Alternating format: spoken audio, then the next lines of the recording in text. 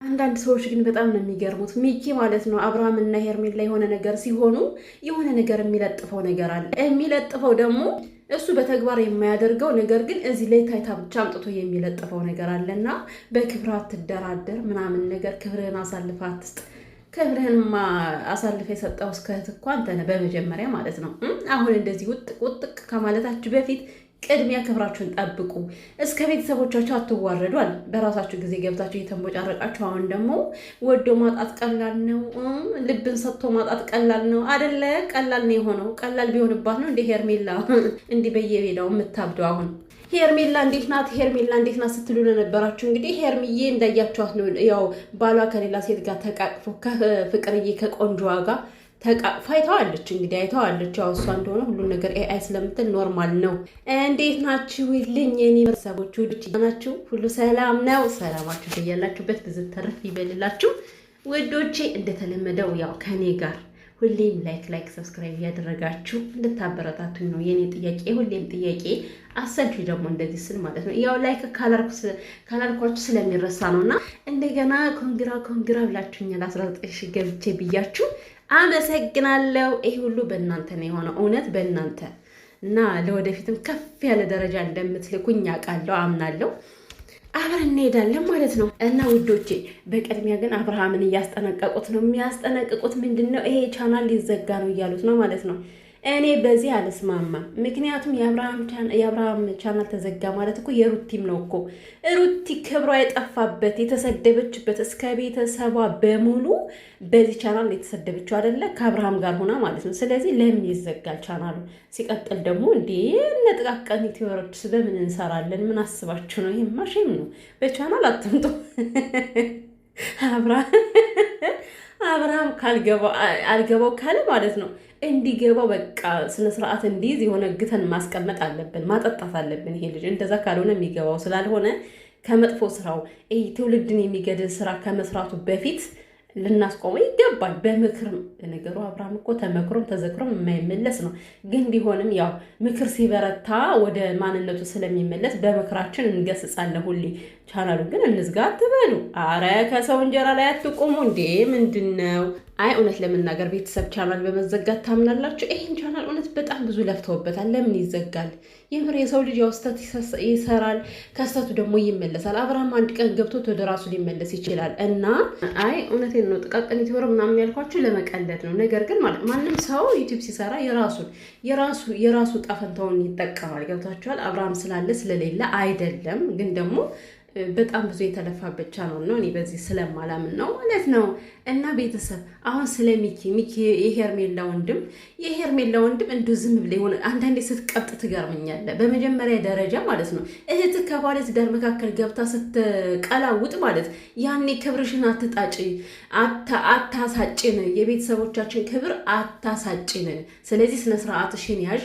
ትዳር የሌለው ወንድ ታገቢያለሽ ብለህ ለምንድን ነው እህትህን ያልመከርካት? አሁን እህት የሆነ ነገር ስትሆንብህ በራሱ እኮ ሲደርስ ነው ሰው የሚገባው። እና የሆነ ነገር ሲደርስብህ አብርሃም ጥሎ ከሌላ ሴት ጋር ስለሄደ ክብራችሁን አታስጥሱ።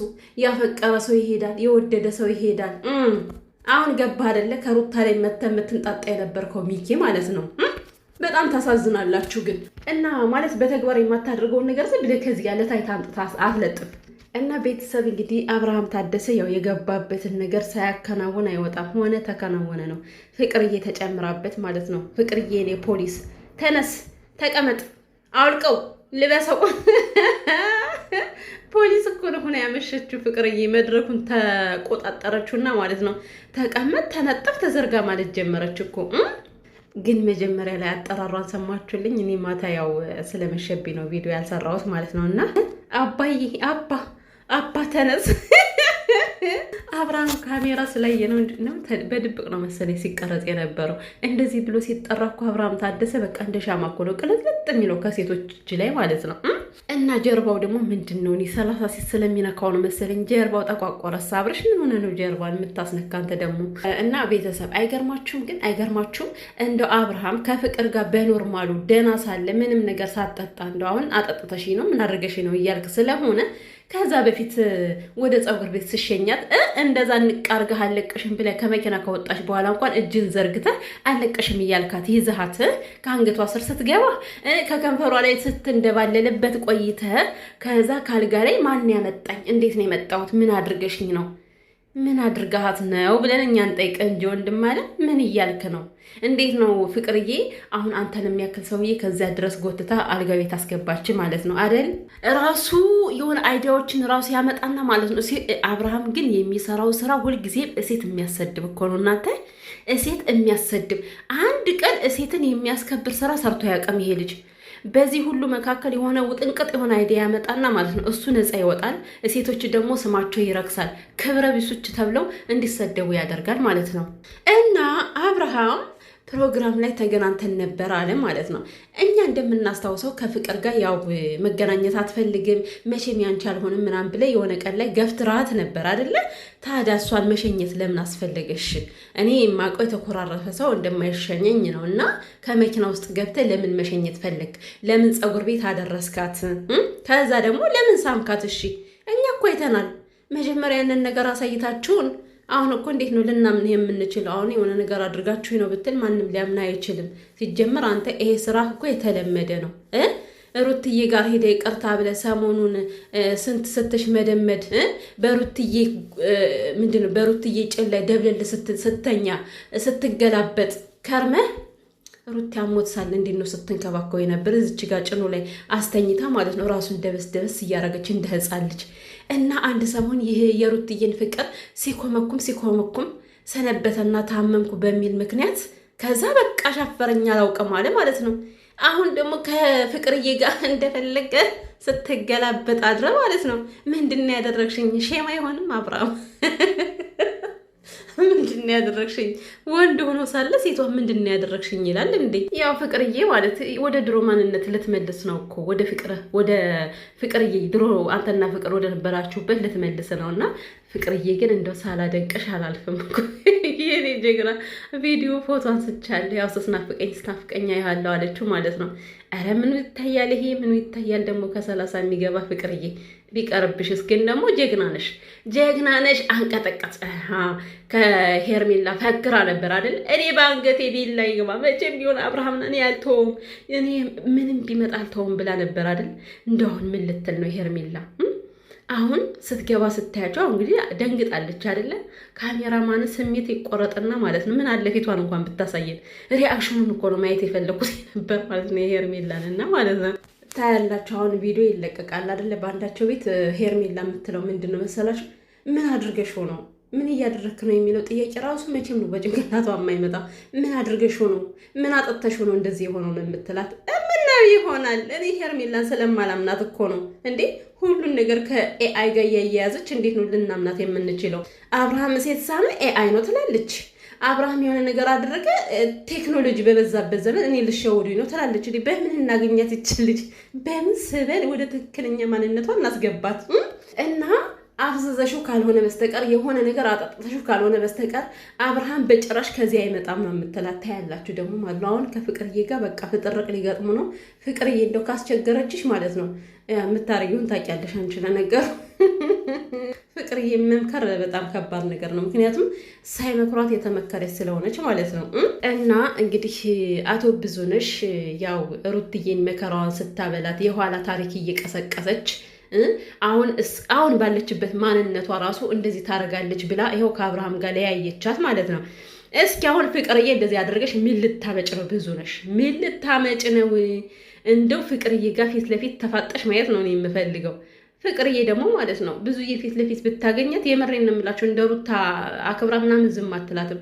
ልክ ልኳን እስከ ቦርጯ ድረስ ነግራት ነው የምትሄደው። የምሬን ነው የምላችሁ ነገራት አስታጥቃ ነው የምትነግራት የነገር ማዕት። እኔ ከአንድም 2 3 ያየዋት ፍቅር ስትናገር በጣም ሀያልነት ስትናገር ከምሬን ነው የምላችሁ። እና ፍቅርዬ እንግዲህ ያው ፊልሚያው አሁን ከአብርሃም ብቻ አይደለም ከብዙነሽ ጋርም ይሆናል ማለት ነው። ይችን ሴትዮ ግን ማለት እንደው ከሩቲ ላይ እንደተጫወተች ፍቅርዬ ማለት ነው አንደበቷን አዘግተሽ ከቤቷ እንድትቀመጥ ካላደረግሻት እንደው ፍቅርዬ የኔ ጀግና አብርሃም መጨረሻው ማለት ነው በፍቅር እጅ ገብቶ መሽከርከር እኮ ነው የሆነው። ተቀመጥ ተነሳ። እኔ እኮ ማለት ነው የምሬ ነው በሳቅ ነው የሞትኩት። ተቀመጥ ተነሳ፣ ከዛ ጋር ሂድ፣ ከዚህ ጋር ሂድ ስትለው ማለት ነው እንደ ፍቅርዬ ፍድት ነው ያደረገችኝ ከምር የኔ ቀበጥ ማለት ነው። እናንተ ቤተሰቦቼ ማለት ነው የሩታና የፍቅር ውበት ግን እኔ ማለት ምንድን ሩትዬ በነገራችን ላይ ማለት ነው እንደው ምንድን ነው የምትወዱላት ከሩታ ላይ እስኪ ንገሩኝ። ከሩታ ጋር የምትወዱትን ነገር ብቻ ንገሩኝ። እኔ ከሩታ ምጠላው ነገር የለም በእውነት ለመናገር ግን ደግሞ አብዝቼ ሳቋን ወዳለሁ። በኢየሱስ ሳቋ እንዲህ ፈገግ ስትል ማለት ነው የህፃን ሳቅ እኮ ነው የሚመስለው። ላይክ ምንም የማያውቁ ህፃናቶች አሉ አይደል? በቃ ምንም የሆነ ነገር እንኳን ሊመታቸው እየመጣ የማያውቁ ህፃናቶች አሁን እንግዲህ ንጹህ ናቸው። ልክ እንደዛ ነው ሳቋ። የሩታ ሳቅ የህፃን ልጅ ነው የሚመስለው። በቃ ልጅ ነው የምትመስለው። እንዴት ልብ ቅልጥ እንደሚያደርግ ፈገግታዋ ሩትዬ ማለት ነው የኔ ቆንጆ። እና እናንተስ ምን ትወዱላታላችሁ? እኔ ያው ብዙ ጊዜ ከሰው ላይ ፈገግታ ነው የምወደው በነገራችን ላይ እና ፈገግታ ለሁሉም ተስማሚ ስለሆነ ነው። እና ድላቸው የፈለኩት እነዚህ ሴቶች ወልደዋል ማለት ነው። አሁን አንዳንድ ወልደው ጭራሽ እንኳን አይደለም የወለዱ ልጃገረድ ነው የሚመስሉ ሲታዩ ማለት ነው። ሄርሚዬ ደግሞ ወልዳ ያረጀች ነው የምትመስለው እኮ 3-4 የደጋገመች እኮ ነው የምትመስለው ሄርሚዬ ማለት ነው።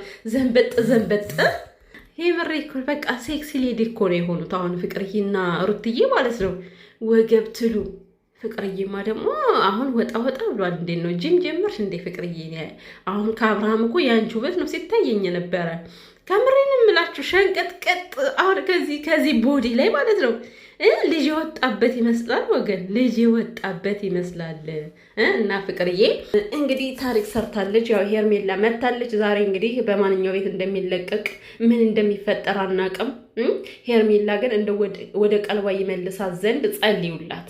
አብርሃም እንደማይሆናት ጸልዩላት። አይሆናትም በቃ ፍቅርዬ ከገባችበት ደግሞ በቃ ሄርሚ ሰላምሽ ነው የሚመነቃቀለው ከዚህ በኋላ ማለት ነው።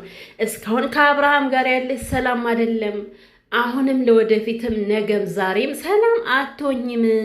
የሆነ ነገር ሲፈጠርብሽ አንገት ከመድፋት መጀመሪያ ጥንቃቄ አድርጊ፣ ተጠንቀቂ መጀመሪያ እና ውጥት ብለሽ ውልቅ ብለሽ ሂጂ።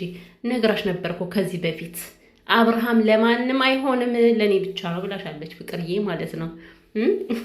ፍቅርዬና ሩቴ ግን ቃል በተግባር እኮ ናችሁ። ቃል በተግባር ኧረ እኔ ትመችኛላችሁ አቦ።